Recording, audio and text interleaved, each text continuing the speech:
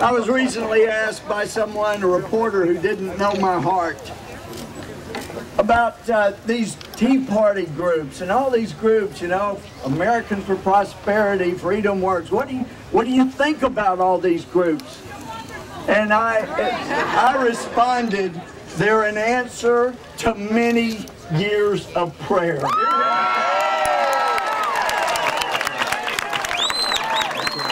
Because after this administration was brought into Washington to join Speaker Pelosi and Majority Leader Harry Reid, and the people in April of 2009 realized this is more runaway spending, this is more of government taking away our rights, the people responded in April and said, we still want no deficit spending and we're going to get it.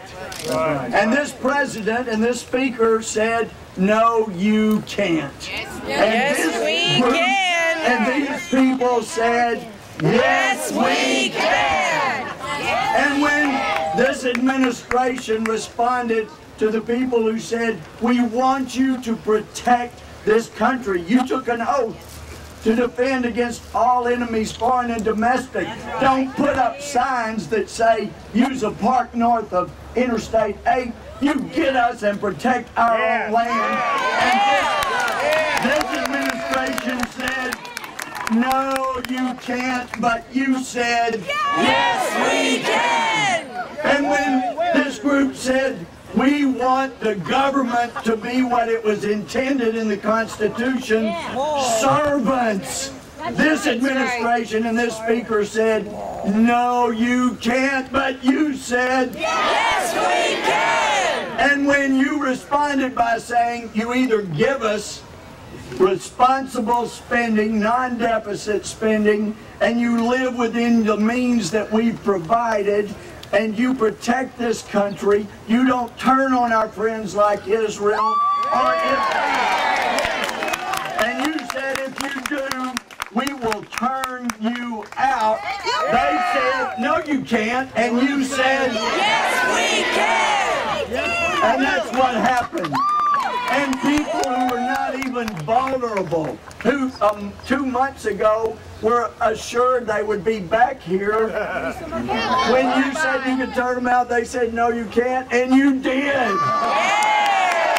As a judge, it was breaking my heart to see women, single women with children, being brought more and more to my court, charged with a felony of welfare fraud. And what I would hear over and over from these women was that, well, I was bored with high school. Sometimes a family member, someone would say, well, just drop out, the government will send you a check. And so back in the 60s, I believe it was with the best of intentions, Congress saw single women trying to raise children, deadbeat dads not helping, so they said, you know what, we'll send you a check for every child you can have out of wedlock.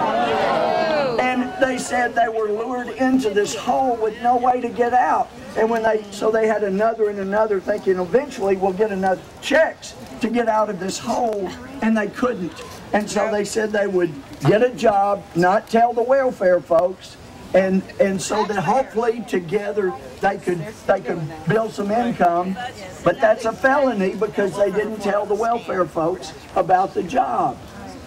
And it broke my heart. Now, I believe in keeping people accountable, and I did that as a judge. But what broke my heart is this city, this Congress, the presidents of the United States since then have continued to lure young women into a hole with no hope of getting out. And if you're not aware, in Obamacare, the wonderful reform of welfare for the first time in 30 years sent single women's income, when adjusted for inflation, up for the first time. And you know what? You may not be aware, the repeal of welfare reform was in Obamacare. It's got to be repealed for the sake of all these people across America. So it's time to end incentivizing bad and failed conduct and punishing good conduct. It's got to go. When they've said you can't do it, you said, yes, we can. And you've seen God answers prayer. Back to the work. Thank you very much.